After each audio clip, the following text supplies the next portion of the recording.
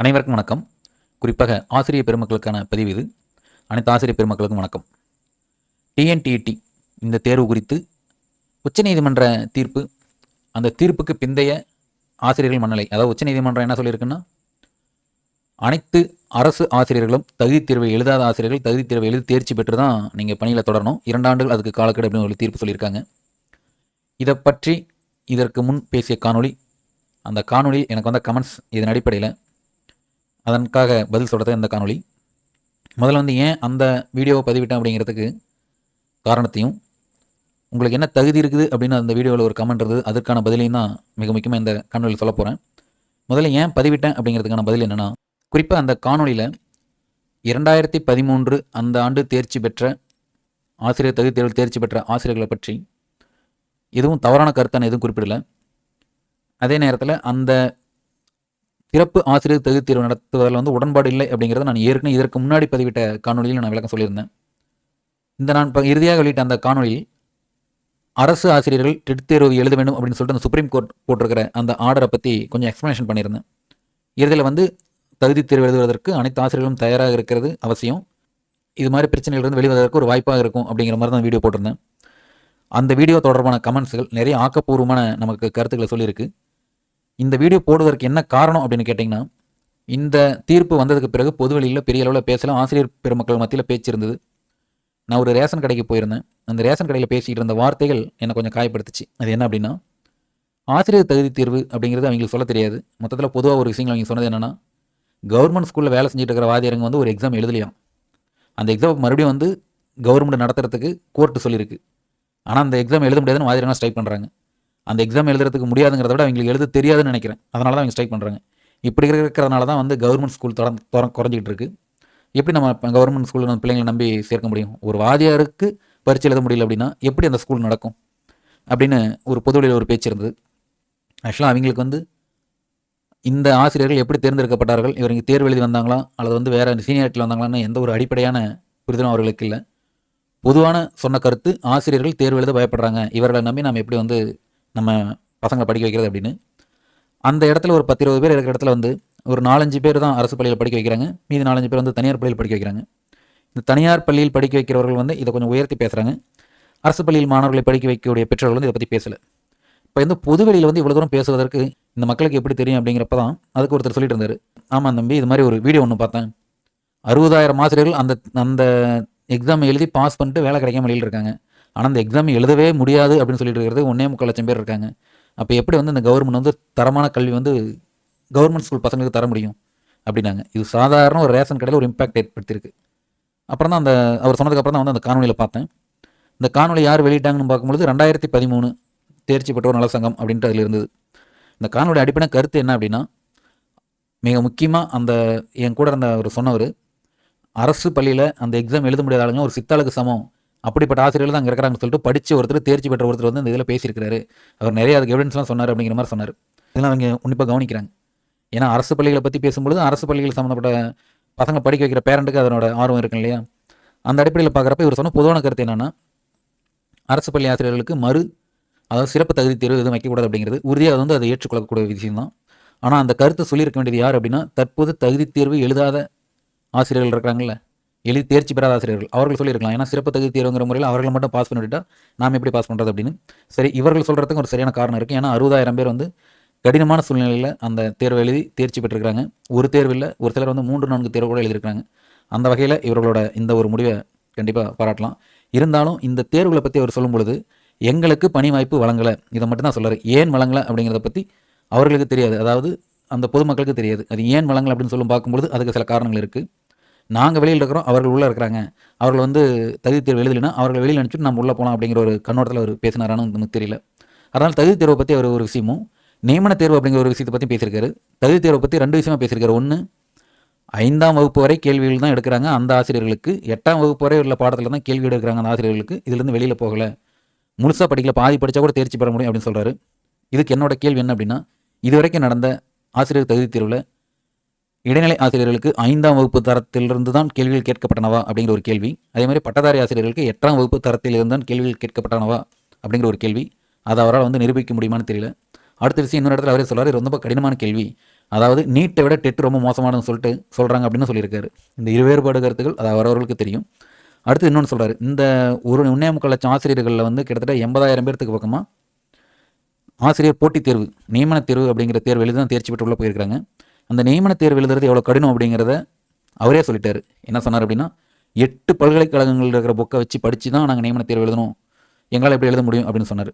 இதுவும் அவரோட வார்த்தையிலிருந்து வந்தது தான். இதுவும் அதை நம்ம எடுத்துக்கலாம். அந்த நியமன தேர்வத்தோட கடினத்தன்மையை பொதுவாக இதிலிருந்து இந்த மக்கள் புரிஞ்சுக்கணும். நியமன தேர்வுங்கிறது அவ்வளோ கடினமானது அப்படின்னு. பிறகு இந்த காணொலிகளை இவர்கள் வெளியிட வேண்டிய அவசியம் என்ன அப்படிங்கிற ஒரு கேள்வி எழுந்தது. ஏன்னா சிறப்பு தகுதி தேர்வு நடத்தக்கூடாது அப்படின்னா முதல்ல வந்து ஒரு பள்ளி கல்வித்துறையோட செயலரையோ அல்லது வந்து பள்ளி கல்வித்துறை அமைச்சரோ பார்த்து சொல்லியிருந்திருக்கலாம். பொது வழியில் ஒரு ப்ரெஸ் மீட்டை சொல்லும்பொழுது அது வந்து ஓப்பன் ரிவ்யூ ஆயிடுது. இப்போ வெளியில் இருக்கிறவங்க எல்லாமே அதுக்கு கருத்து சொல்ல ஆரம்பிச்சிடுறாங்க. அந்த அடிப்படையிலையும் அரசு பள்ளியில் அரசு கல்லூரியில் படித்து ஒரு அரசு பள்ளி மாணவனாக என்னோட கருத்தை நான் பதிவிடறதுக்கு நான் விரும்புகிறேன். ஏன்னா ஒரு ஆடு மட்டுமே மேய்க்க தெரிந்த ஒரு தந்தையோட மகன் இன்னைக்கு சார்னு ஒருத்தர் அழைக்கிறாங்க அப்படின்னா அந்தளவுக்கு படிக்க வச்சது எனக்கு அரசு பள்ளி தான். இவர் சொன்ன ஸ்டேட்மெண்ட்டு பொதுமக்கள் வழியில் வந்து கவர்மெண்ட் ஸ்கூல் அப்படிங்கிற ஒரு மிகப்பெரிய தமிழ்நாடோட ஆர்கனைசேஷன் அது. அதனுடைய தன்மையை கொஞ்சம் கேள்வி கேட்குற மாதிரி இருக்குது. உண்மையில் வந்து பொதுமக்களுக்கு உள்ள ஆசிரியர்கள் என்ன நிலைமையில் பணியாற்றிட்டு இருக்காங்க அப்படிங்கிறது தெரியாது. அங்கொன்று இங்கொன்றும் சில தவறுகள் நடக்கிறது. எங்கேயும் வந்து நடக்காதுன்னு சொல்ல முடியாது. இது அரசு பள்ளிகளில் மட்டும் கிடையாது, தனியார் பள்ளிகளையும் நடக்குது, தனியார் கல்வி நிறுவனங்களும் நடக்குது, காலேஜில் நடக்குது. எல்லா இடத்துலையும் சில தவறுகள் இருக்க தான் செய்யும். சில ஆசிரியர்கள் இப்படி தான் இருப்பாங்க. ப்ரைவேட்டில் ஒர்க் பண்ணுற கம்பெனியில் கூட வந்து எவ்வளோ ஏமாத்திர ஒர்க்கர்ஸ் இருக்கிறாங்க. இதுவுமே வந்து private school, private colleges, company பொறுத்த வரைக்கும் தெரியும் எப்படி ஸ்ட்ரிக்டாக இருக்காங்க. அதனால் அங்கொன்று இங்கொன்று இருக்க தான் செய்கிறாங்க. அதை வந்து நம்ம எதுவுமே சொல்ல முடியாது. இந்த அடிப்படையில் வந்து எனக்கும் சில கேள்விகள் எழ ஆரம்பிச்சுது. அதனால தான் 2013 ஆசிரியர்களோட ஏன் வந்து பணிக்கு போகலை அப்படிங்கிறது நமக்கு ஏற்கனவே தெரியும். இருந்தாலும் வந்து மறுபடியும் அவர்கள் என்ன நடவடிக்கைகள் இருந்தது அப்படின்னு பார்க்கும்பொழுது சில விஷயங்கள் நான் கருத்தில் பதிவிட்டேன். இப்போ 2 விஷயம் எனக்கு வந்து சில எழுந்த கேள்விகள், சில கருத்துகள். அதே மாதிரி எனக்கு நான் பதிவிட்ட வீடியோவில் வந்து நிறைய கமெண்ட்ஸ் வந்திருந்தது. ஆக்கப்பூர்வமான அந்த ஒவ்வொரு கமெண்ட்ஸும் நிச்சயமாக மதிப்பளிக்கணும். அதற்கு பிறகு தான் மற்றதை பற்றி பேசணும் அப்படிங்கிறதுனால இப்போ அந்த கமெண்ட்ஸை பற்றி நம்ம சொல்கிறோம். பொதுவாக எனக்கு வந்து கமெண்ட்ஸில் எல்லாமே ஆசிரியர்கள் டெட் தேர்வை எழுதி ஏன் பயப்படுகிறார்கள் அப்படிங்கிறதுக்கு. அடுத்து வந்து யார் 60,000 பேர் தேர்ச்சி பெற்றார்கள் அப்படின்னு ஒரு கமெண்ட்ஸ் வந்துடுது. பதில் வந்து அந்த 60,000 பேர் வந்து அந்த சங்கத்தில் உள்ள அந்த தலைவரோட பேச்சில் தான் சொன்னாங்க. 60,000 பேர் நாங்கள் இதற்காக போராடிட்டு இருக்கோம் அப்படின்னு. ஒரு சிலர் வந்து தகுதி தேர்வு தான் எழுதுகிறோம், அதுக்கப்புறம் வந்து நியமன தேர்வு, அதுக்கப்புறம் பணி தேர்வு அப்படின்னு கேட்குறாங்க. முதல்ல தகுதி தேர்வுக்கும் நியமன அல்லது போட்டித் தேர்வுக்குமான புரிதல் மிக மிக அவசியம். அதை பற்றி நம்ம பின்னாடி சொல்லலாம். அடுத்து வந்து எத்தனையோ மாநிலங்களில் வந்து தகுதி தேர்வை மட்டுமே வைத்து பணியில் நியமிக்கிறார்கள் அப்படின்னு ஒருத்தர் சொல்லியிருந்தார். அது உண்மையாக கூட இருக்கலாம்.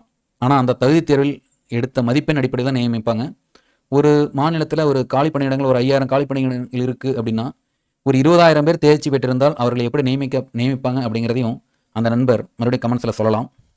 அடுத்தது இது மாதிரி வந்து நியமனங்கள் வராமல் போனதுக்கு காரணம் வந்து ஓய்வு பெறும் வயதை 58 60 மாற்றியது தான் காரணம் அப்படின்னு ஒருத்தர் பதிவு பண்ணியிருந்தார். நிச்சயமாக அதுதான் காரணம். அந்த காரணமும் அதில் இருக்குது அப்படிங்கிறத மறுக்க முடியாது. அதே நேரத்தில் இன்னொருத்தர் வந்து என்ன சொல்லியிருக்காருன்னா, ப்ரைவேட் ஸ்கூலில் தேர்ச்சி பெற்றவர்கள், டெட் தேர்ச்சி பெற்றவர்கள் சிறப்பான ஒரு கல்வி தான் கொடுத்துட்டு இருக்காங்க, அரசை விட சிறப்பாக கொடுத்துட்டு இருக்காங்க அப்படிங்கிறத ஒரு புரிதல் உங்களுக்கு வேணும் அப்படின்னு சொல்லியிருந்தார். அதையும் நம்ம வரவேற்கிறோம். அடுத்தது எங்களோட தேர்ச்சி பெற்றவர்கள் இன்னொரு தேர்வு எழுதாமல் வேலைக்கு போயிருக்காங்க, நாங்கள் மட்டும் ஏன் ஒரு தேர்வு எழுதணுமா அப்படின்னு ஒரு கேள்வி இருந்தது. அதே மாதிரி பல மடங்கு டிஆர்பியை விட டெட்டு தான் கஷ்டம் அப்படின்னு சொல்லிட்டு இருக்காங்க. அதாவது நியமன தேர்வை விட டெட்டு தான் ரொம்ப கஷ்டம் அப்படின்னு ஒருத்தர் பதிவிட்டு இருந்தார். இப்போ பக்கமாக வந்து நியமன தேர்வு நடந்திருக்கிறது. அதில் வந்து அவர் நிச்சயமாக சிறப்பாக தேர்ச்சி பெற்றிருப்பார் அப்படின்னு நம்புகிறேன். ஏன்னா நியமன தேர்வுங்கிறது அவ்வளோ ஒரு கடினம் கிடையாது டெட்டை விட. அவர் நிச்சயமாக டெட்டை பாஸ் பண்ணியிருப்பார். இதற்கு பின் இப்போ சமீபமாக போஸ்டிங் கொடுத்த அந்த நியமன தேர்வில் நிச்சயமாக வெற்றி பெற்று வேலைக்கு போயிருப்பார். அடுத்தது சில இடத்தில் ஆங்கில ஆசிரியர்களுக்கு கிராமர் கூட தெரியல அப்படின்னு சொல்கிறாங்க. அது நிச்சயமாக இருக்கலாம். ஏன்னா அவர்களாம் சீனியாரிட்டி அடிப்படையில் வந்தவர்களாக இருப்பார்கள். ஆனால் ஒரு கிராமர் தெரியாமல் ஒருத்தர் வந்து நியமன தேர்வுங்கிற போட்டித் தேர்வை வெற்றி பெறணும் அப்படிங்கிறது 100க்கு 100% சாத்தியம் என்பது கிடையாது. அடுத்தது இன்னொருத்தர் தன்னோட கருத்தில் என்ன சொல்லியிருந்தாருன்னா, நீதிமன்றம் வந்து அரசியலமைப்பு சட்டப்படி தான் வந்து தீர்ப்பை கொடுக்கும், அதனால் நியமனத்தின் அடிப்படையில் அதாவது நியமிக்கின்ற அந்த தேர்வை நீக்கும்படி சட்டம் கொண்டு வரணும் அப்படின்னு சொன்னார். அந்த சட்டத்தை கொண்டு வரணும் அப்படின்னா நிச்சயமாக வந்து டிஆர்பி, டிஎன்பிசி இது ரெண்டுமே தேவைப்படாது. அதற்கு என்ன மாற்று அப்படின்னு சொல்லிட்டு அந்த நண்பர் பதிவிடலாம். அடுத்தது ஆசிரியர்கள் தகுதி தேர்வில் தேர்ச்சி பெறாத ஆசிரியர்கள் இருக்கிறாங்க, அவங்கள காப்பாற்றுறதுக்காக தான் வந்து 9வது வரைக்கும் வந்து ஆல் பாஸ் கொண்டு வந்திருக்காங்க அப்படின்னு ஒரு நண்பர் சொல்லியிருந்தார். 9ஆம் வகுப்பு வரை ஆல் பாஸ் அப்படிங்கிறது மாணவர்கள் இடைநிற்றலை தடுப்பதற்காக. ஏன்னா ஒருத்தன் வந்து 7வதுலேயும் 8வதுலேயும் சரியான கற்றல் குறைபாடு இருக்கிற மாணவன் எவ்வளோதான் நம்ம முயற்சி பண்ணி அவனால் தேர்ச்சி பெற முடியல, ஒரு 5வது 6வதுல நின்றுட்டான் அப்படின்னா அடுத்தவன் செல்லுகின்ற இடம். இப்போ 5வது வந்து ஒரு 10 வயசில் ஒரு பையன் 2 வருஷம் 3 வருஷம் தேர்ச்சி பெற முடியாமல் நின்றுட்டான்னா தொடர்ந்து பள்ளிக்கு அனுப்பக்கூடிய பெற்றோர்கள் இருக்கிறாங்களா அப்படிங்கிறது இன்றைய காலகட்டத்தில் கொஞ்சம் கேள்வியாக இருக்குது. அந்த மாணவன் ஒரு குழந்தை தொழிலாளியாக மாறக்கூடாது என்பதன் ஒரே நோக்கத்துக்காக தான் கட்டாயமாக எல்லா இடத்துக்கும் வந்து ஆல் பாஸ் போடணும் அப்படிங்கிற ஒரு சூழ்நிலையை அரசு மேற்கொண்டது அப்படிங்கிறதையும் கவனத்தில் வச்சுக்கணும். ஜியோ 149 நீக்க வேண்டும் அப்படின்னு சொல்லிட்டு அதுதான் வலுவான குரலாக எழுப்பிட்டு இருக்காங்க. ஜீவோ 149 என்ன சொல்லுது அப்படிங்கிறத வந்து பின்னாடி நம்ம அதை பார்த்துடலாம். அடுத்து இன்னொரு நண்பர் வந்து நியமன தேர்வு கட்டாயம் அப்படின்னு சொல்லிட்டு மத்திய அரசு சொல்லலை, டிஎம்கே கவர்மெண்ட் சீனியாரிட்டையும் ஏடிஎம்கே கவர்மெண்ட் வந்து போட்டித் தேர்வும் வச்சு தான் வந்து ஆசிரியர்களை தேர்ந்தெடுக்கிறாங்க அது அப்படின்னு ஒரு கருத்து சொல்லியிருக்கிறாரு. அதை பற்றியும் இந்த காணொலியில் அவருக்கு ஒரு புரிதல் கிடைக்கணும்னு நம்புகிறேன். அதுக்கடுத்து வந்து 90% பேருக்கு வந்து டெட்டு வந்து கடினம் இல்லைன்னு நான் ஒரு பதிவு சொல்லியிருந்தேன், பாஸ் பண்ணிடுவாங்க அப்படின்னு. அதுக்கு ஒரு நண்பர் சொல்லியிருக்காரு, இல்லை எல்லாருமே கடினம் அப்படின்னு தான் சொல்கிறாங்க அப்படின்னு சொல்லியிருக்காரு. நிச்சயமாக வந்து அந்த 2 வருஷம் தேர்ச்சி பெறணும் அப்படின்னு ஒரு முடிவை அரசு அறிவித்தது. அதை வேறு வழியே இல்லை அப்படின்னா அவர்கள் என்ன செய்வாங்க, பசங்களை படிக்க வைக்கிறதுக்கு பதிலாக, அதாவது மாணவர்களை கற்க வைத்து தேர்ச்சி பெற வைப்பதற்கு பதிலாக தான் கற்று தேர்ச்சி பெற வேண்டும் அப்படிங்கிற ஒரே நோக்கத்தில் நிச்சயமாக படிப்பாங்க. 10-12 வருஷத்துக்கு முன்னாடி இருந்த மாதிரி இன்றைய கற்றல் சூழ்நிலை கிடையாது. ஏகப்பட்ட யூடியூப் சேனல்ஸ் இருக்குது, ஆன்லைனில் எல்லா விஷயங்களும் கிடைக்குது, டெஸ்ட் பேஜிலேருந்து எல்லாமே ரொம்ப எளிதாக கிடைக்குது. அதே நேரத்தில் கிட்டத்தட்ட வந்து ஒரு 40-50 ஆசிரியர்கள் டெட்டு தேர்ச்சி பெற்ற ஆசிரியர்களும் உள்ளே பணியாற்றிட்டு இருக்காங்க. அரசே முன் வந்து சிறப்பு பயிற்சிகளை நடத்துறதுக்கு வாய்ப்பு இருக்குது, பயிற்சி மையங்களை சேர்ந்து படிக்கிறதுக்கு வாய்ப்பு இருக்குது. ஏன்னா ஒரு எக்ஸாம் பாஸ் பண்ணி வேலைக்கு போகணும் அப்படின்னா அதற்கு முன்னாடி 1 ஆண்டு 2 ஆண்டுகள் எந்த வேலைக்கும் போகாமல் எவ்வளோ பேர் வந்து ஸ்டடி சென்டரே கதின்னு நினச்சி படித்து தான் அந்த இடத்துக்கு வந்திருக்கிறாங்க. இந்த ஆசிரியர்கள் தேர்வு எழுதணும் அப்படின்னா அந்த ஒரு சூழ்நிலைக்கு போவாங்களா அப்படின்னா நிச்சயம் தன்னோட வேலையை காப்பாற்றிக்கிறதுக்காக அவங்க போவாங்க. அந்த நேரத்தில் அந்த அரசு பள்ளியோட மாணவர்களின் கற்றல் நிலை என்னாகும் அப்படிங்கிற ஒரு பெரிய கேள்விக்குறி. இந்த கேள்விக்குறி தான் மிக முக்கியமாக தமிழக அரசு வைக்கிறது, ஒவ்வொரு மாநில அரசும் அதை தான் வைக்கிறாங்க. அடுத்தது அதே நண்பர் வந்து 2013 தேர்ச்சி பெற்றவர்களுக்கு தேர்தல் வாக்குறுதியில் நீங்கள் என்ன சொன்னீங்க அப்படின்னு சொல்கிறாங்க. இதை பற்றி நான் ஏற்கனவே சொல்லியிருக்கிறேன். தேர்தல் வாக்குறுதியில் சொல்வது வந்து ஓட்டை வாங்குவதற்காக தான். அதை முழுமையாக நம்ம செய்வார்கள் அப்படின்னு நம்ம நம்பணும் அப்படின்னா நம்ப வைக்கிற மாதிரி தான் சொல்லுவாங்க. ஆனால் இந்த காலகட்டத்தில் பார்த்துருக்கலாம் அது எந்த அளவுக்கு சாத்தியம் அப்படின்னு. சில நேரங்களில் சாத்தியம் இல்லாத விஷயங்களும் கூட தேர்தல் வாக்குறுதியில் சொல்லலாம். அது அந்த நேரத்தில் நமக்கு தெரியும் சாத்தியம் இல்லை அப்படின்னு. இருந்தாலும் ஒரு நம்பிக்கையின் அடிப்படையில் ரொம்ப இந்த 2013 ஆசிரியர்கள் இந்த தேர்தலுக்காக ரொம்ப கஷ்டப்பட்டிருக்காங்கிறது தெரியுது. அடுத்து இன்னொரு நண்பர் சொல்லியிருந்தார், பணியில் இருப்பவர்கள் தங்களோட பணியை தக்க வைத்துக்குள்ள 6 தேர்வுகள் நடத்தக்கூட அரசு தயாராக இருக்குது, ஆனால் வேலை கிடைக்காம இருக்கிறவங்களுக்கு நியமன தேர்வு நடத்துறதுக்கு 10-11 வருஷம் ஆச்சு அப்படிங்கிற மாதிரி சொல்லியிருந்திருந்தார். பணியில் இருப்பவர்களுக்கு காலக்கெடு நிர்ணயித்திருப்பது உச்சநீதிமன்றம். அந்த காலக்கெடுவுக்குள் அந்த ஆசிரியர்களை காப்பாற்றுவதற்காக நிச்சயமாக அந்த அரசு அந்த முடிவு எடுக்கும். ஆனால் நியமனம் அப்படிங்கிறது அரசோட நிதி நிலைமை, தேவை, அதே நேரத்தில் ஆசிரியர்களோட பற்றாக்குறை, இதன் அடிப்படையில் நியமனம் செய்வார்கள் ஒழிய கிட்டத்தட்ட 1.25 லட்சம் ஆசிரியர்கள் தேர்ச்சி பெற வைக்கணும் அப்படின்னா 1-2 தேர்வுகளை செய்ய முடியாது. அது ஒரு காரணமாக இருக்கலாம் அப்படிங்கிறத நான் சொல்கிறேன். இன்னொரு நண்பர் என்ன சொல்லியிருக்காருன்னா, அரசு பள்ளி மாணவர்கள் வந்து கடந்த 10 வருஷமாக அவங்களோட கற்றல் நிலை மிகவும் மோசமாக இருக்குது, அதனால் இந்த தேர்வில் 150க்கு 150 மதிப்பெண் எடுத்தவர்கள் மட்டும்தான் அந்த வேலைக்கு வச்சுக்கணும் அப்படின்னு சொல்கிறாரு. அப்போ அரசு பள்ளிகளில் ஆசிரியர்கள் இன்றைக்கி கிடையாது அப்படிங்கிற சூழ்நிலை தான் வரும். யாராலையும் 150க்கு 150 எடுக்க முடியாது. இது வந்து நிதர்சனமான உண்மை என்பது அந்த ஆசிரியராக இருக்கிறவருக்கு நிச்சயமாக புரியணும். அடுத்தது இன்னொருத்தர் சொல்லியிருக்காரு, எல்லாத்துக்குமே மறுபடியும் எக்ஸாம் வைங்க, அது கவர்மெண்ட் வேலையில் இருந்தாலும் சரி, கவர்மெண்ட் வேலையில் இல்லைனாலும் சரி, எல்லாத்துக்கும் எக்ஸாம் வைங்க, அதன் அடிப்படையில் மறுபடியும் வந்து ஒரு ரீஃப்ரெஷ் பண்ணி நீங்கள் போஸ்டிங் போடுங்க அப்படிங்கிற ஒரு கருத்து சொல்லியிருக்கிறாரு. அது வந்து கண்டிப்பாக ஏற்றுக்கொள்ளப்படாத ஒரு கருத்தாக தான் இருக்கும். அடுத்தது டெட்டு முடித்தவங்க வந்து பாதி பேர் உள்ளே இருக்கிறாங்க, நாங்கள் வெளியிலேருந்து போராட்டம் பண்ணுறோம், அதனால் உங்களுக்கு என்ன வந்துச்சு அப்படின்னு ஒரு கேள்வி கேட்குறாங்க. டெட்டு முடித்த 2013 டெட்டு தேர்ச்சி பெற்றவர்கள் பாதி பேர் உள்ளே போயிருக்காங்கன்னா எதன் அடிப்படையில் உள்ளே போனாங்க, ஏன் அவர்களுக்கு பணி வாய்ப்பு கிடைத்தது? உங்களுக்கும் அவங்களுக்கும் ஒரு வித்தியாசம் இல்லை அப்படின்னா நிச்சயமாக நீங்களும் உள்ளே போயிருக்கணும். உங்களுக்கும் அவர்களுக்கும் உள்ளே சென்றவர்களுக்கும் ஏதோ ஒரு நூல் அளவாவது உங்களை விட ஒருபடி மேலானவர்களாக தான் இருப்பார்கள். அது எந்த காலகட்டத்தில் வேணாலும் இருக்கலாம். இந்த வெயிட்டேஜ் முறைங்கிறது அதை தான் குறிப்பிடுது. இன்றைய காலகட்டத்தில் இல்லாமல் ஏற்கனவே இருந்த மதிப்பெண் அடிப்படையில் வந்து சிலர் உள்ளே போயிருக்க வாய்ப்பு இருக்குது. எப்படி பார்த்தாலும் பணி கிடைத்தவர்களுக்கும் பணி கிடைக்காதவர்களுக்குமான வித்தியாசம் நிச்சயமாக ஒரு நூல் அளவாவது இருக்கும் அப்படிங்கிறதையும் நண்பர் கவனத்தில் எடுத்துக்கணும். அதே மாதிரி மைனாரிட்டி ஸ்கூல்களுக்கு வந்து விதிவிலக்கு கொடுப்பது சரியா அப்படிங்கிற கேள்வி மிக மிக சரியானது. நிச்சயமாக அது என்னோட எண்ணம், தீர்ப்பு அப்படி வரக்கூடாது. அவர்களுக்கும் டெட்டு கட்டாயமாக வேணும் அப்படிங்கிறது தான் எல்லாத்தோட விருப்பமாகவும் இருக்கும். இன்னொரு நண்பர் சொல்லியிருக்காரு, 20 வருடமாக நாங்கள் மெட்ரிக் பள்ளியில் வேலை செய்கிறோம், எங்களுக்கு வந்து எந்த ஒரு கூடுதல் மதிப்பெண்ணும் கொடுக்கல அப்படிங்கிறாங்க. நிச்சயமாக அது மாதிரி கொடுத்து தேர்ச்சியில் வந்து அந்த கூடுதல் மதிப்பெண் சேர்ப்பது வந்து ஒரு நல்ல வாய்ப்பாக தான் இருக்கும்.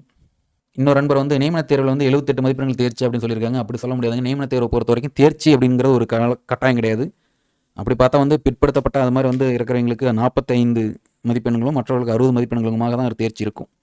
ஆனால் தேர்ச்சி நியமன தேர்வை பொறுத்த வரைக்கும் உயர் மதிப்பெண் மட்டுமே வேலை கிடைக்குது அப்படிங்கிறனால தேர்ச்சி எப்பயுமே கணக்கில் எடுத்துக்கொள்பவரே கிடையாது.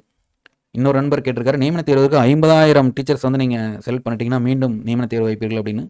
நியமன தேர்வு அப்படிங்கிற அந்த வார்த்தை, அதாவது போட்டித் தேர்வு அப்படிங்கிற வார்த்தை என்னன்னா, யார் தகுதியானவர்கள் அப்படிங்கிறது ஒரு பக்கம் இருந்தாலும் அந்த தகுதியானவர்களில் யார் சிறந்தவர்கள் அப்படிங்கிறது தான் வந்து நியமன தேர்வு.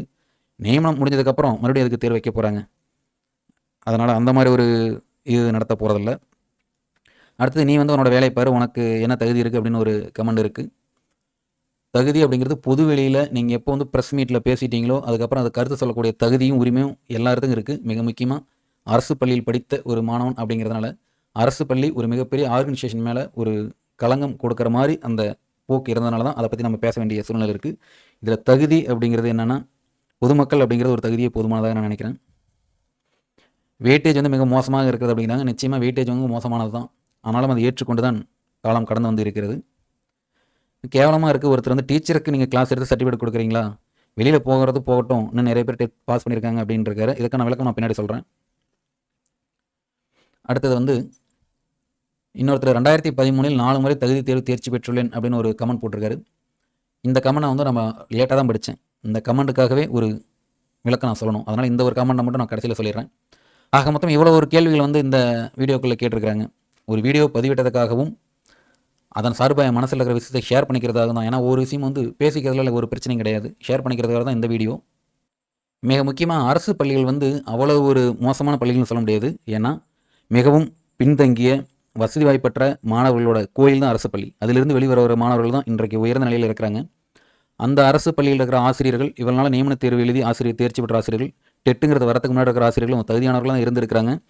அரசு தன்னோட கொள்கை முடிவின்படி எப்படி வந்து ஒரு செலெக்ஷன் எடுத்ததோ அந்த செலெக்ஷன் பிரகாரம் இருக்கிற ஆசிரியர்களால் தான் மாணவர்கள் உருவாகி வந்திருக்கிறாங்க. அரசு பள்ளியில் வந்து தரம் குறைஞ்சிருக்குன்னு சொல்ல முடியாது. அந்த தேர்ச்சி விகிதங்கள் மாறுபடுறதுக்கான காரணம் தற்போது இருக்க அரசு பள்ளி சூழ்நிலையில் தனியார் பள்ளி சூழ்நிலைக்கு நிறைய வித்தியாசம் இருக்குது. அரசு பள்ளி மாணவர்கள் இயல்பாக பார்க்கும்பொழுது அவர்களோட நடவடிக்கை, அவர்கள் போட்டிருக்கிற உடை, அவர்கள் வந்து வச்சிருக்கிற ஹேர் ஸ்டைல், அவர்கள் மொபைல் பயன்படுத்துகிற விதம், இது எல்லாமே தனியார் பள்ளிகளில் கிடையாது. அரசு பள்ளிகளில் பள்ளி விட்டு வெளியில் வந்தோடனே பசங்க மொபைல் எடுத்துக்கிறாங்க. எவ்வளோ அரசு பள்ளிகள் நீங்கள் போய் பார்த்தீங்கன்னாவே தெரியும். அப்போ வந்து டிசிப்ளின் அப்படிங்கிறது வந்து ரொம்ப கொஞ்சம் குறைஞ்சிக்கிட்டு இருக்கிற மாதிரி தான் அரசு பள்ளியில் தெரியுது. இது வந்து ரொம்ப நாளாகவே நடந்துக்கிட்டு இருக்குது. இதை பற்றி என்னோடய நண்பர்கள்கிட்ட சொல்லிட்டு இருக்கும்பொழுது கூட நான் என்ன ஃபீல் பண்ணுவோம் அப்படின்னா, அரசு பள்ளி கல்வித்துறை அப்படிங்கிற மாதிரி வந்து அரசு பள்ளி கல்வி காவல்துறைன்னு ஒன்று ஏற்படுத்தணும். இது வந்து என்னோட தனிப்பட்ட கருத்து. எப்படியாவது வந்து மாணவர்கள் வந்து ஒரு ஒழுக்க மாறுபாடு இல்லாமல் சிறந்தவர்களாக வரணும் அப்படிங்கிறது தான் எல்லாத்தோட இயல்பான எண்ணமாக இருக்கும். அப்படி ஒரு காவல்துறை மாதிரி ஏற்படுத்தி கற்றல் விஷயங்களில் மட்டுமே ஆசிரியர்கள் கவனம் செலுத்திக்கணும் இருக்கும்பொழுது மாணவர்களுடைய ஒழுக்க நடைமுறைகள் வந்து அந்த கண்காணிப்பில் இருக்கணும் அப்படிங்கிறது எனக்கு எப்பயுமே ஒரு விருப்பமாக இருக்கும். ஏன்னா ஒரு பிரச்சனை அப்படின்னா வந்து மாணவன் முதல்ல வந்து ஆசிரியர்கிட்ட போகிறதுக்கு முன்னாடி இது மாதிரி பிரச்சனைக்கு வந்து அந்த காவல் சம்மந்தப்பட்டவர்களுக்கு நம்ம பதிவிடணும். அதே மாதிரி ஆசிரியர்களால் மாணவ மாணவிகளுக்கு ஏற்படுகின்ற பாதிப்பையும் தடுப்பதற்கு அது மாதிரி ஒரு அமைப்பு இருக்கிறது வந்து மிகச்சிறந்ததாக இருக்கும். ஏன்னா இந்த நாங்கள் படிக்கிற காலகட்டத்தில் சட்டம் ஒழுங்கை பாதுகாக்கக்கூடிய முதல் காவல்துறை எது அப்படின்னா எங்களோட ஆசிரியர்கள் தான். வீட்டிலேயோ வெளியிலேயோ பொதுவெளியிலையோ ஏதாவது பிரச்சனை பண்ணால் கூட உங்கள் ஸ்கூல் வாதியர்கிட்ட சொல்லிடும்னு சொன்னாவே அந்த பிரச்சனைகளிலிருந்து வெளியில் ஓடுறதுக்கு தான் பார்க்குறோம். அப்போ முதல் காவல் சட்டம் ஒழுங்கை காப்பாற்றக்கூடிய ஒரு காவலராக இருந்தவர் நாங்கள் படிக்கிற நேரத்தில், நாமெல்லாம் படிக்கிற நேரத்தில் நம்ம ஆசிரியர்கள் தான். ஆனால் இன்று அப்படி நிலைமை மாறுது. அரசு பள்ளியில் இருக்கிற ஆசிரியர்களோட கட்டுப்பாட்டை மீறி மாணவர்கள் செயல்படுறாங்க. அங்கேயே அவர்கள் சட்டம் ஒழுங்கு மதிக்கிறதில்ல. பின்னாடி காவல்துறைக்கு வரும்போதும் சட்டம் ஒழுங்கை மதிக்காத மாணவர்கள் தான் வெளியில் வராங்க. இது வந்து மிகப்பெரிய ஒரு வருத்தத்துக்குரிய ஒரு விஷயம். கற்றல் குறைவுக்கு காரணம் நிறைய விஷயங்கள் இருக்குது. இயல்பாகவே மாணவர்களுக்கு குழந்தைங்களுக்கு செல்ஃபோன் கொடுத்தா பிரைவேட் ஸ்கூலில் இருக்கிற குழந்தைங்களே சரியாக படிக்கிறதில்ல அப்படிங்கிற ஒரு சூழ்நிலை இருக்கும்பொழுது வீட்லேயும் சரி வெளியிலையும் சரி படிக்கிற இடத்த தவிர ஏன் படிக்கிற பாட வகுப்புக்குள்ளே கூட வந்து மொபைல் யூஸ் பண்ணிட்டு இருக்கிற பசங்க இருக்கிறாங்க. ரீல்ஸ் அப்படிங்கிற சொல்லி சில விஷயங்கள் வந்து இன்னமும் ரொம்ப அரசு பள்ளி மாணவர்கள் சீருடையில் எடுக்கிறது நிறைய நம்மளால் பார்க்க முடியுது. அதனால் கற்றல் குறைபாட்டுக்கு ஆசிரியர் மட்டுமே காரணம்னு சொல்லிட்டு ஒரே ஒரு புள்ளியில் நம்ம குற்றம் சொல்ல முடியாது. இந்த பொதுவான பிரச்சனைகள் எழக்கூடிய ஒரு மிகப்பெரிய கேள்வி என்னென்னா, அரசு ஆசிரியர்களை ஏன் அரசு பாதுகாக்க நினைக்கிறது? இந்த கேள்வி பற்றி விளக்கம் பார்க்கும்போது கொஞ்சம் பெரிய அளவில் போகும். ஏன்னா இது ஒரே ஒரு பிரச்சனைக்காக அரசு இதை செய்யலை. நண்பர் வந்து அந்த 2013 அந்த ஆசிரியர் சங்க தலைவர் வந்து பேச்சில் கூட எங்களுக்கு பணி பாதுகாப்புடன் 10,000 சம்பளத்தை எங்களுக்கு வேலை கொடுங்க அப்படின்னு சொல்லியிருக்காரு. அந்த பணி பாதுகாப்பு அப்படிங்கிற ஒரு விஷயத்தை அன்லைன் பண்ணுங்கள். அந்த பணி பாதுகாப்பை தருவது யார்? மாநில அரசு தான் தரணும். மாநில அரசு இப்போ என்ன செஞ்சிகிட்டு இருக்குது? மத்திய அரசுக்கும் மாநில அரசுகளும் ஒவ்வொரு மாநில அரசுகளுக்குமான அந்த கல்வி தொடர்பான பிரச்சனைகள் ரொம்ப அதிகமாக இருக்குது. மாநில அரசு தன்னுடைய சிறப்பு நடைமுறைகளில், அதாவது தன்னுடைய அதிகாரத்திற்கு உட்பட்டு சட்டசபையில் தன்னுடைய கொள்கை முடிவின்படி, அது சீனியாரிட்டியாக இருந்தாலும் சரி, போட்டித் தேர்வாக இருந்தாலும் சரி, அந்த அடிப்படையில் வந்து ஒரு மாணவர்களை காப்பாற்ற வேணும் அப்படிங்கிறதெல்லாம் ஆசிரியர்களை வந்து நியமிக்கிறாங்க. ஒவ்வொரு நேரத்திலும் ஒவ்வொரு மாநிலத்துக்கும் தனித்தனி நியமனம் முறை இருக்குது. ஏன்னா மாணவர்களுக்கு கற்கக்கூடிய ஆசிரியர்களுக்கு சம்பளம் கொடுக்கறது யாருன்னா மாநில அரசு தான். மத்திய அரசு நிதி உதவி தான் தராங்க. சம்பளமாக கொடுக்குறது எல்லாமே வந்து மாநில அரசு தான். நிதி உதவி இல்லாத பொழுதும் கூட மாநில அரசு அவர்களுக்கு சம்பளம் கொடுத்துட்டு இருக்காங்க. அப்போது அரசு ஆசிரியர்கள் எனப்படுபவர்கள் வந்து மாநில அரசின் பிள்ளைகள் தான். அது எந்த நிலையிலாக இருந்தாலும் அவர்களை காப்பாற்ற வேண்டியது நீங்கள் சொல்கிறீங்களா அந்த பணி பாதுகாப்பு, அந்த பணி பாதுகாப்புக்கான செயல்முறைகளை தான் மாநில அரசு செஞ்சுட்டு இருக்கு. மத்திய அரசானது கல்வி திட்டத்தில், அந்த கல்வி பாடத்திட்டத்தில் தங்களோட உள்ள நுழைச்சிக்கிட்டாங்க. ஏன்னா பொதுப்பட்டியலில் கல்வி இருக்கிறது அப்படிங்கிறதுனால. அடுத்தது நியமனம் சார்ந்த விஷயங்களும் மத்திய அரசு தலையிடும் பொழுது ஒவ்வொரு மாநிலத்திற்கான சுயாட்சி, சுய உரிமை பாதிக்கப்படுகிறது. இதை பற்றி இன்னும் விளக்கமாக சொல்லணும் அப்படின்னா, மாநில அரசு தன்னுடைய நியமன விதிகளுக்கு உட்பட்டு அந்த ஆசிரியர்கள் தேர்ந்தெடுக்கிறாங்க. சில மாநிலங்களில் ஆசிரியர்கள் பற்றாக்குறை இருக்கலாம், அல்லது ஆசிரியர் படிப்புக்கு பற்றாக்குறை இருக்கலாம். ஆனால் தமிழ்நாட்டை பொறுத்த வரைக்கும் தமிழ்நாடு, கேரளா மாதிரி இடங்களில் வந்து ஆசிரியர்கள் அளவுக்கு அதிகமாக இருக்கிறாங்க. அவங்களை தேர்ந்தெடுக்கிறதுக்கு ஒரு நடைமுறை வந்து மாநில அரசு தான் கொண்டு வர முடியும். எல்லா மாநிலங்களுக்கும் ஒரே மாதிரி தேர்வு முறை வந்து நிச்சயமாக அமல்படுத்த முடியாது. ஏன்னா கல்வியில் முன்னேறிய மாநிலங்கள் அப்படின்னு பார்த்தோம்னா தென் மாநிலங்கள் மிக அதிக அளவில் கல்வியில் முன்னேறி இருக்கு. அந்த வகையில் அவர்களுக்கு எந்த வகையான தேர்வுகளை வைத்து ஒரு தகுதியை நிர்ணயித்து அவர்களை உள்ளே கொண்டு வரணும் அப்படிங்கிறது வந்து மாநில அரசுக்கு தான் தெரியும். இது வந்து மாநில அரசின் உரிமைக்காக ஒரு போராட்டம் தான் இந்த அரசு ஊழியர்களை, அரசு ஆசிரியர்களை பாதுகாப்பது. அதையும் விட அரசு ஆசிரியர்கள் வந்து யாருமே வந்து ஒரு காம்பவுண்ட் வெட்டி குதிச்சு உள்ளேயோ அல்லது வந்து வீட்டில் இருந்தவங்களோ தூக்கிட்டு வந்து அரசு பள்ளியில் உட்கார வைக்கல.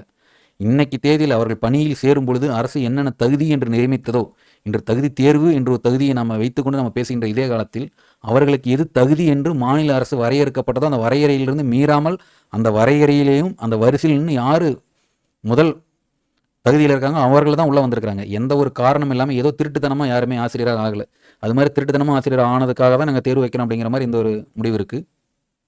இன்னும் எவ்வளோ பேருக்கு வந்து ஆர்டிஇ அந்த பிரச்சனை பற்றி ஒரு புரிதல் இருக்குன்னு தெரியல. மிக முக்கியமாக 2013 அந்த ஆசிரியர்கள் முதற்கொண்டு இனிவரும் ஆசிரியர்கள் பாதிக்கப்படுவதற்கு மிக முக்கியமான காரணமாக அமைவது இந்த ஆர்டிஇயில் இருக்கிற பிரச்சனை தான். ஆர்டிஇ அந்த சட்டத்தின் அடிப்படையில் தானே வந்து உச்சநீதிமன்றம் வந்து தகுதியான ஆசிரியர்கள் தேர்ந்தெடுக்கணும் அப்படின்னு சொல்கிறாங்க. அது தவறு கிடையாது. ஆனால் ஆர்டிஇ மூலம் சரியான மாணவர்களை உருவாக்குவதற்கு நிதி உதவியை வழங்குத அரசு. இப்போ கடந்த 2 வருஷமாக வந்து ஆர்டி மூலிமா வந்து பணம் தரல. கேட்டால் நீங்கள் மும்மொழி கொள்கை போன்ற விஷயங்களை வந்து நீங்கள் அடாப்ட் ஆகணும், அதை நீங்கள் ஏற்றுக்கணும் அப்படின்னு சொல்லிட்டு அந்த நிதியை நிறுத்திட்டாங்க.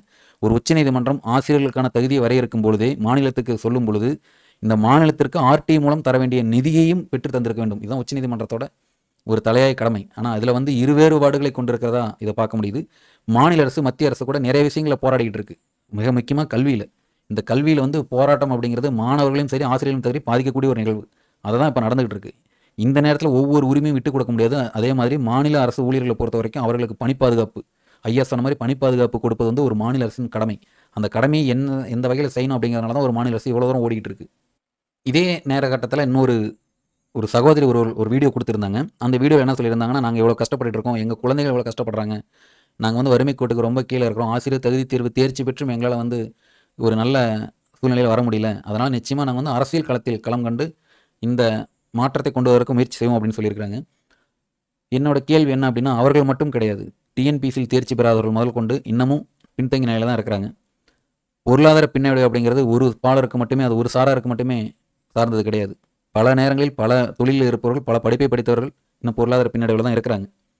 அதனால் இது வந்து அவர்களுடைய எண்ணத்தில், அவர்களோட நேரத்தில் அது மிகவும் சரியாக இருக்கலாம். ஏன்னா அவர்கள் வந்து அவ்வளோ தூரம் கஷ்டப்பட்டு எழுதி தேர்ச்சி பெற்றிருக்கிறாங்க அந்த அடிப்படையில். ஆனால் என்னோட ஒரே ஒரு கேள்வி, 2013 இந்த நேரத்தில் தேர்ச்சி பெற்ற ஆசிரியர்கள், பணியில் இருப்பவர்கள், பணியில் இல்லாதவர்கள் இப்படின்னு ஒரு கேட்டகரி இருக்குது. பணியில் இருப்பவர்கள் எப்படி பணிக்குள்ளே போனாங்க? அதே மாதிரி நியமனம் அப்படிங்கிறது இன்றைக்கி 60,000 ஆசிரியர்கள் இருக்கிறாங்க. ஒரு உதாரணத்துக்கு அந்த சகோதரர் சொன்ன மாதிரி தேர்தலில் தலையிட்டு ஒரு கற்பனையாக கூட வச்சுக்கலாம், அல்லது உண்மையாக கூட இருக்கலாம். இப்போ இருக்கிற அந்த மாநில தலைவர், 2013 சங்க மாநில தலைவரே வந்து ஒரு பள்ளிக்கல்வித்துறை அமைச்சராக வர்றார். 60,000 காலி பணியிடங்களை அரசு பள்ளியில் அவரால் ஏற்படுத்த முடியுமா? அப்படி ஒருவேளை ஏற்படுத்த முடியாமல் ஒரு 5,000 6,000 காலிப்படங்களை நீங்கள் நிரப்பிக் கொள்ளுங்கள் அப்படின்னு சொல்லிட்டு அரசு ஒரு கையில் பொறுப்பை கொடுத்துச்சுன்னா, இந்த 60,000 பேர்த்தில் எந்த அடிப்படையில் 6,000 பேரை அவர் தேர்ந்தெடுப்பார்? இந்த கேள்விக்கும் தங்களோட கமெண்ட்ஸில் நிச்சயமாக நீங்கள் பதில் சொன்னால் இன்னும் சிறப்பாக இருக்கும். ஏன்னா நமக்கு தெரியாத விஷயங்கள், நிறைய விஷயங்கள் ஆசிரியர்களுக்கு நிறைய தெரியுது. அவரோட கமெண்ட்ஸ்லாம் பார்க்கும்பொழுது அவரோட இயல்புக்கு தகுந்த மாதிரி கமெண்ட்ஸை பார்க்குறதா இருக்குது. ஒரு சிலர் என்ன சொல்கிறாங்களோ என்ன அவங்களோட இயல்பு அதை அப்படியே கமெண்ட்ஸில் சொல்கிறாங்க. அந்த வகையில் சில கேள்விகள், இது நாம் வந்து ஒரு பெரிய கல்வியாளர், நான் பெரிய புரிதல் கொண்டோம் அப்படின்னு ஒருபொழுதும் சொன்னது கிடையாது. என்னோட ஆதங்கம், அந்த ஆதங்கத்தை வெளிக்காட்டுற உரிமை எனக்கு இருக்குது. அதன் மூலிமா சில பகிர்தல்கள் இருந்துச்சுன்னா நமக்கும் சில விஷயங்கள் தெரிஞ்சுக்கலாம் அப்படிங்கிறது தான். ஒரு காணொலியை நம்ம வெளியிடுறோம் அப்படின்னா, எனக்கு மட்டுமே எல்லாம் தெரிந்தது, உனக்கு மட்டுமே எல்லாம் தெரிஞ்ச மாதிரி பேசாதங்கிற மாதிரி சொல்கிறாங்க. எனக்கு மட்டுமே எல்லாம் தெரியவில்லை, தெரிந்து கொள்ள வேண்டும் என்ற ஆவலில் தான் நம்ம இதை பதிவிடுறோம். ஏன்னா இது மாதிரி பதிவிடும்போது தான் நிறைய கமெண்ட்ஸ் நமக்கு வருது, நிறைய விஷயங்கள் வெளியில் பேச ஆரம்பிக்கிறாங்க. அதனால் இது வந்து ஒரு நல்ல ஆரோக்கியமான ஒரு பகிர்தாக தான் இருக்க முடியும். அரசு ஆசிரியர்களை பொறுத்த வரைக்கும் எதனால் வந்து அவர்கள் அந்த தகுதி தேர்வு எழுதுவதற்கு வேண்டாம் அப்படின்னு சொல்கிறதுக்கு அவங்க சைட்லேருந்து சில காரணங்கள் சொல்கிறாங்க. எப்பயுமே ஒருத்தர் பாதிக்கப்பட்டிருக்காருன்னா அவர்கள் சைட்லேருந்து என்ன சொல்கிறாங்க அப்படிங்கிறதையும் ஒருத்தர் கவனத்தில் எடுத்துக்கணும். ஏன்னா ஒரு கொலை கேஸுக்கே வந்து, அதாவது ஏதோ ஒரு கிரிமினல் கேஸ், எந்த கேஸுக்குமே ஜட்ஜ்மெண்ட் போனால் கூட அந்த நீதிபதி அதிகபட்ச வாய்ப்புகள், அவர்களை தப்பிப்பதற்கு அதிகபட்ச வாய்ப்புகளை கொடுத்து தான் தீர்ப்பை வழங்குறாங்க. இது வந்து அடிப்படை நியதி. அந்த அடிப்படையில் அரசு ஆசிரியர்கள் என்ன சொல்கிறாங்க அப்படின்னா, நாங்கள் வந்து தகுதியோடு தான் இந்த பணிக்கு வந்திருக்கிறோம். இந்த பணிக்கு வந்த பிறகும் எங்கள் அனுபவம் வந்து மிகச்சிறந்த தகுதியாக இருக்கிறது. ஏன்னா ஒருத்தர் தகுதியோடு நீங்கள் தேர்ச்சி பெற்று நீங்கள் வந்து பணிக்கு உள்ளே வாங்க, அல்லது சீனியாரிட்டி மூலிமா வந்து நீங்கள் ஏற்கனவே இவ்வளோ தூரம் முன்னாடி படிச்சிருக்கிறீங்க, நீங்கள் உள்ளே வாங்க, உள்ளே வந்து உங்கள் பணியை செய்யுங்கள் அப்படின்னு சொல்லிட்டு தான் அரசு கட்டளையிடுகிறது. அந்த பணியை செய்யும் பொழுது எங்களோட படிப்பு கூட எங்களோட அனுபவம் சேர்ந்து தான் இந்த நாள் வரை நாங்கள் நின்றுகிட்டு இருக்கோம். எங்ககிட்ட இருந்த இருக்கிற பசங்களும் அப்படி தான் வென்றுகிட்டு இருக்காங்க. அந்த அடிப்படையில் மீண்டும் நாங்கள் எதற்காக தகுதி தேர்வு எழுத வேண்டும்? தகுதி இல்லாதவர்களுக்கு, தகுதியை சோதிப்பவர்களுக்கு தகுதி தேர்வு இருந்தால் பரவாயில்லை. தகுதியுடன் தான் நாங்கள் இருக்கிறோம் அப்படிங்கிறது அரசு தான் எங்களுக்கு வந்து உத்தரவாதம் கொடுத்துருக்கு. நீங்கள் தகுதியோடு தான் இருக்கிறீங்க, அதனால தான் உங்களை நான் ஆசிரியர் தேர்ந்தெடுத்திருக்கேன் அப்படின்னு சொல்லிட்டு ஒரு நியமன தேர்வை எழுதி தான் நாங்கள் உள்ளே வந்திருக்கோம். அப்படி இருக்கும்பொழுது மீண்டும் ஒரு தேர்வு அப்படின்னா, நாளை மத்திய அரசோட 100 கொள்கை வருகிறது. ஒரு உதாரணமாக வரும் காலத்தில் கூட வந்து ஒரு மும்மொழி கொள்கை கூட அரசு ஏற்றுக்கலான்னு கூட வச்சுங்க. அந்த நேரத்தில் வந்து இன்றைக்கி வெளியிலிருந்து பல்வேறு மொழி பேசுகிறவர்கள் தமிழ்நாட்டில் அதிகமாக புலம்பெயர்ந்துகிட்டு இருக்காங்க. உதாரணமாக ஹிந்தி பேசுகிறவங்க அதிகமாக இருக்கிறாங்க அப்படின்னா, அந்த அடிப்படை வசதி குறைவானவர்கள் வந்து அரசு பள்ளியில் படிக்க வைக்கிறாங்க. அப்போ அவர்களுக்கு வந்து ஒரு கம்யூனிகேஷன் லாங்குவேஜாக ஹிந்தி வேணும். நீங்கள் அடிப்படையில் எல்லாருமே வந்து ஹிந்தியில் வந்து ஒரு தகுதி தேர்வு நீங்கள் தேர்ச்சி பெற்றணும் அப்படின்னு சொல்லிட்டு ஒரு மத்திய அரசு ஒரு சட்டத்தை இதே மாதிரி கொண்டு வந்தாங்க அப்படின்னா, மாநில அரசுகள் அதற்கு பாதுகாப்பு ஆசிரியர்களுக்கு வழங்க வேண்டுமா வேண்டாதா அப்படிங்கிறதும் நண்பர்கள் தெரியப்படுத்தணும்.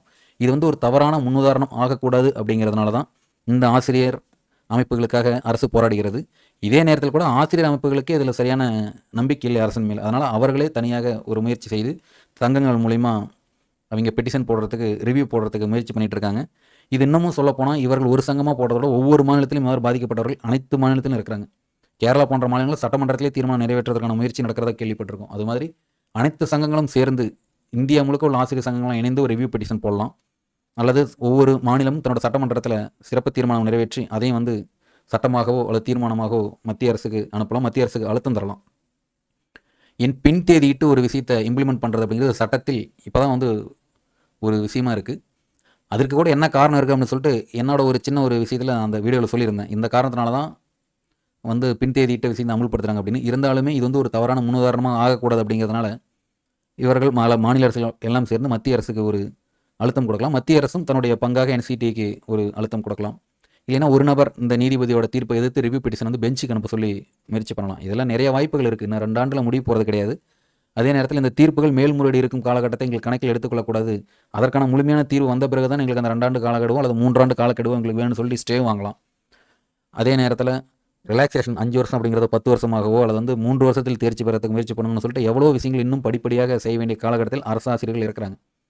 இந்த வேலைகள் எல்லாமே அரசு பள்ளி மாணவர்களை பாதிக்கக்கூடாது. இந்தியா முழுக்க உள்ள அரசு பள்ளி மாணவர்கள் கிட்டத்தட்ட ஒரு 40 லட்சம் ஆசிரியர்கள் பாதிக்கப்படுறாங்க அப்படின்னா 40 லட்சத்துக்கு வந்து ஒரு ஆசிரியருக்கான மாணவர்கள் விகிதம் எடுத்துக்கிட்டால் கூட கிட்டத்தட்ட 4-5 கோடி மாணவர்கள் பாதிக்கப்படுறாங்க. அதுவும் ஒரு மிக முக்கியமான ஒரு காரணமாக தான் இருக்குது. ஏன்னா ஒரு காம்படிட்டிவ் எக்ஸாம் எழுதுறதுக்கு, ஒரு போட்டித் தேர்வு எழுதுறதுக்காக 4 வருஷம் 5 வருஷம் வீட்டில் இருக்கிற வேலையெல்லாம் கூட பார்க்காம படித்து மாணவர்கள் தேர்ச்சி பெறாங்க. அதே மாதிரி தான் வந்து இந்த டெட் தேர்வோட சூழ்நிலையும் கிட்டத்தட்ட அது மாதிரி தான் இருக்கும் பட்சத்தில், ஏன்னா டெட் தேர்வில் ஏன் அப்படி இருக்குன்னா, டெட் தேர்வில் தேர்ச்சி பெற்ற சதவீதம் அப்படி இருக்குது. அது 2019 நடைபெற்ற தேர்வு தான் மிக மிக கடினமான தேர்வு அப்படின்னு பார்க்கப்படுகிறது. ஏன்னா ஒரு பர்சன்டேஜ்ங்கிறது இவ்வளோ மோசமான பர்சன்டேஜ் இது வரைக்கும் கிடையாது. அந்த மாணவர்கள் வெறும் 800 சில்லற பேர் தான் பாஸ் பண்ணியிருக்காங்க. பேப்பர் 1 பேப்பர் 2 சேர்த்து. மிக கடினமான தேர்வை எதிர்கொண்டவர்கள் அப்படின்னு பார்த்தோம்னா இருக்கிறதுலே 2019 மாணவர்கள் தான். அவர்களும் தங்களோட உரிமைகளை கேட்கலாம். 2013 தாண்டி 2022 வரைக்கும் தேர்ச்சி பெற்றவர்கள் நியமன தேர்வை வலியுறுத்தி, போட்டித் தேர்வை வலியுறுத்தியே வந்து அவர்கள் நாளைக்கு வந்து வேறு 2013க்கு சிறப்பாக அரசு ஏதாவது செய்ய வேண்டும் என்று நினைத்தால் நிச்சயமாக அவர்கள் நியமன தேர்வுக்கு தான் முன்னுரிமை தரத்துக்கு முயற்சி செய்வாங்க, வழக்கம் தொடுப்பாங்க. அதாவது வழக்கு வந்து வாழ்க்கை முழுக்க வழக்கிலே சந்திக்க வேண்டிய சூழ்நிலை ஏற்படும் அப்படிங்கிறது தான் ஆசிரியர்களுக்கு மிக ஒரு வருத்தமான ஒரு செய்தியாக இருக்குது. அதனால் அரசு பள்ளி ஆசிரியர்களோட போராட்டங்கிறது அவங்களோட தனி விங்க். அவங்களோட பிரச்சனை அவங்க பார்த்துக்கிறதுக்காக போராடுறாங்க. நம்ம வந்து நமக்கு வேலை கிடைக்கணும் அப்படிங்கிறதுக்கு அரசு மேலே இருக்கிற குற்றச்சாட்டை தாராளமாக வைக்கலாம். 62 வயதுங்கிறது 60 வயது பணிவு ஓய்வுங்கிறத விட 58ங்கிறது மிக சரியாக இருக்கும். அந்த பணியில் இருப்பவர்களுக்கும் ஒரு பணிச்சுமை குறையும். அவர்களுக்கு கொடுக்குற சேலரி வச்சு 2-3 இளைஞர்களை வந்து உள்ளே கொண்டு போக முடியும். இது வந்து ஒரு மிகச் சரியான வழி. இருந்தாலும் அரசு எதற்காக இந்த பணப்பலன்களை தருவதற்காக இது மாதிரி செய்கிறாங்களா அப்படிங்கிறது தான் ஒரு கேள்வியாக இருக்குது. இந்த நேரத்தில் அந்த 2013 தேர்ச்சி பெற்ற ஆசிரியர்கள் அவர்களுடைய மனக்குமுறைகள் கிட்டத்தட்ட பார்த்தா 60,000 பேர்த்தில் அனைவருமே ஒரே மாதிரி எண்ணத்தில் தான் இருக்கிறாங்க. எப்படியாவது வேலைக்கு போயிடணும் அப்படின்னு. இது முதல்ல சாத்தியமா அப்படிங்கிறது தெரியுங்க. ஏன்னா நமக்கு தெரிஞ்ச சில விஷயங்களை நம்ம வந்து பதிவிடுறோம். அதே மாதிரி எந்த அடிப்படையில், ஏன்னா இதை கேட்டுக்கிட்டு இருக்கிற 1-2 நண்பர்கள் எந்த அடிப்படையில் இந்த 60,000 பேர் மட்டும் அல்லாமல் கிட்டத்தட்ட தேர்ச்சி பெற்ற அனைவருமே தேர்ச்சி பெற்ற தகுதி தேர்வு தேர்ச்சி பெற்ற ஆசிரியர்கள் தான். நீங்கள் 2013 எடுத்துக்கிட்டிங்கன்னா இங்கே சீனியாரிட்டி பார்க்குறது கிடையாது. மறுபடியும் சீனியாரிட்டி சிஸ்டத்தில் கவர்மெண்ட் போகாது.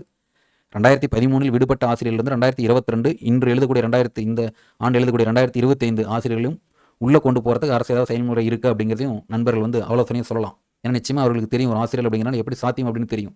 அப்படி சாத்தியம் இல்லாத பட்சத்தில் நீங்கள் வந்து வெறும் 5000 பேர் 6000 பேர் தான் தேர்ந்தெடுக்கிறதுக்கான இடம் இருக்குது அப்படின்னு சொன்னாலும் கூட அது எந்த வகையில் தேர்ந்தெடுக்க முடியும் அப்படிங்கிறது வேணும். ரெண்டாவது, ஒவ்வொரு தேர்வுக்கான அந்த வார்த்தைகளையும் வித்தியாசம் இருக்குது. தகுதி தேர்வு என்பது உங்களோட தகுதியை தெரிந்து கொள்வது, போட்டித் தேர்வு என்பது தகுதியானவர்களே போட்டியிட வைப்பது. இப்போ போட்டித் தேர்வில் வென்றால் தான் உள்ளே செல்ல முடியும் அப்படிங்கிறத நியமன அந்த நீதி எப்போ இருந்திருக்கு? எப்போ ஸ்டாஃப் செலெக்ஷன் கமிஷன், அதாவது அரசு பணியாளர் தேர்வாணையம் வந்ததோ, எப்போ டிஆர்பி டீச்சர்ஸ் ரெக்ரூட்மெண்ட் போர்டு வந்ததோ, அவங்களோட பணியே தேர்வு செய்து உள்ளே கொண்டு வருவது தான்.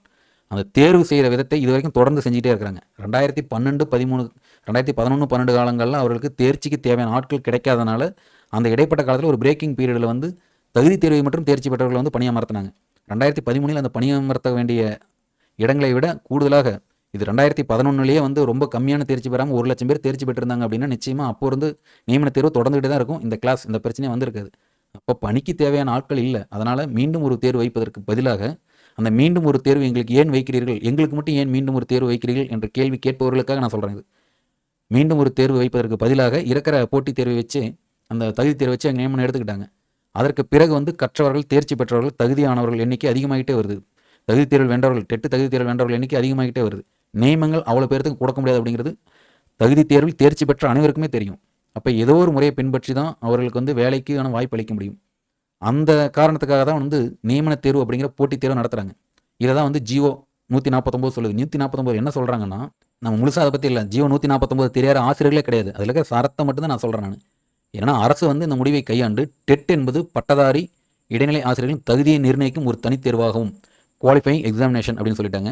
அரசு பள்ளியில் ஏற்படும் இடைநிலை ஆசிரியர் மற்றும் பட்டதாரி ஆசிரியர் காலி பணியிடங்களுக்கு ஆசிரியர்களை தெரிவு செய்வதற்கு உரிய கல்வி தகுதியுடன் எஜுகேஷன் குவாலிஃபிகேஷன் இருந்தாலும் டெட்டில் பாஸ் பண்ணியிருக்கணும் அப்படிங்கிறாங்க. ஆசிரியர் தகுதி தேர்வில் தேர்ச்சி பெற்ற பணி நாடுநர்களிடமிருந்து யாருக்கு எனக்கு வேலை கிடைக்கணும்னு நினைக்கிறாங்களோ அவங்கள்கிட்ட இந்த விண்ணப்பம் வாங்கி போட்டித் தேர்வினை நடத்தி, நியமன தேர்வுங்கிறது போட்டித் தேர்வு தான், போட்டித் தேர்வினை நடத்தி தனியாக ஆசிரியர் தேர்வு வாரியாக வந்து நாங்கள் நியமனம் செய்கிறோம் அப்படிங்கிறது அந்த ஜிஓ 149 ஒரு முடிவு.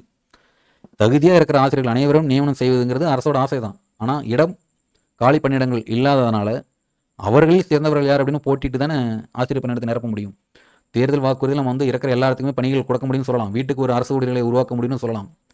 நடைமுறை சாத்தியமா அப்படிங்கிறது நம்ம கொஞ்சம் யோசிச்சு தானே அதை பார்க்கணும். அதனால் தகுதி தேர்வில் தேர்ச்சி பெற்று பணி கிடைக்காதவர்களுக்கான பணி வாய்ப்புங்கிறது அரசு காலி பணியிடங்களுக்கு ஏற்ப தான் நிரப்ப முடியுமே தவிர எதிர்பார்க்கும்படி அவர்களுக்கு நல்ல ஒரு தீர்ப்பை கொடுக்குமா அப்படிங்கிறது நமக்கு அதுக்கு தெரியல. நிறைய புரிதல்கள் இருக்கும், ஆசிரியர்கள்கிட்ட வந்து நிறைய ஐடியாஸ் இருக்கும். ஏன்னா கிட்டத்தட்ட 60,000 பேர் இருக்கும்பொழுது நல்ல நல்ல ஐடியாஸ் இருக்கும். அதை வந்து அவங்க தாராளமாக அரசுக்கு வந்து சமர்ப்பிக்கலாம், இது மாதிரி எங்களுக்கு வந்து வேலை கொடுங்க அப்படின்னு. அதே மாதிரி இந்த தகுதி தேர்வை வந்து ஒரு நியமன தேர்வு மாதிரி எடுத்துக்கிட்டு நிறைய பேர் அங்கே தகுதி தேர்வில் தேர்ச்சி பெற்றும் வேலை கிடைக்கல அப்படின்னு சொல்கிறாங்க. எங்களுக்கு மனசு எவ்வளோ கஷ்டமாக இருக்கும் அப்படின்னு சொல்கிறாங்க.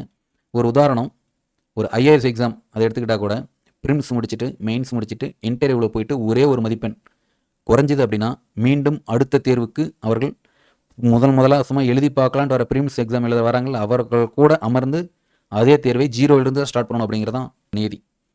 ஒரு மதிப்பெண் எடுத்திருந்தால் அந்த மாவட்டத்துக்கு ஒரு கலெக்டர், அந்த மாவட்டத்துடைய தேர்வை நடத்தக்கூடிய அதிகாரி அவர். ஆனால் ஒரே ஒரு மதிப்பெண் குறைஞ்சதுனால ஒரு ஹால் சூப்பரண்டுக்கு பக்கத்தில் உட்காந்து ஒரு தேர்வு எழுதிக்கிட்டு இருக்காரு. இதுதான் வந்து அந்த போட்டித் தேர்வோட சக்தி. அதனால் இதுதான் எல்லா இடத்துலையும் நடந்துகிட்டு இருக்குது. நம்ம வந்து மறுபடியும் ஒரு நியமன தேர்வு தேவையா அப்படிங்கிற கேள்விக்கு மறுபடியும் ஒரு நியமன தேர்வு எதுக்கு வைக்கணும்னா தகுதியுள்ள அனைவருக்கும் வேலை கொடுக்க முடியாது. அவர்களில் யார் தகுதியானவர்கள், தகுதியை விட அவர்கள் யார் முதன்மையானவர்கள், தகுதின்னு சொல்லக்கூடாது, ஏன்னா தகுதி ஏற்கனவே எங்களுக்கு இருக்குது. இந்த தகுதியில் யார் முதன்மையானவர்கள் அப்படின்னு வச்சு தான் ஒரு செலெக்ஷன் இருக்குமே தவிர வேறு முறை இருக்காது. திரும்ப திரும்ப அந்த ஒரே விஷயத்தை நம்ம எக்ஸ்பிளைன் பண்ணிகிட்டே இருக்கிறோம். அதனால் இது ஆசிரியர்களுக்கு அவர்கள் புரிதலுக்கு ஏற்ப புரிந்தால் ஓகே. தேங்க்யூ.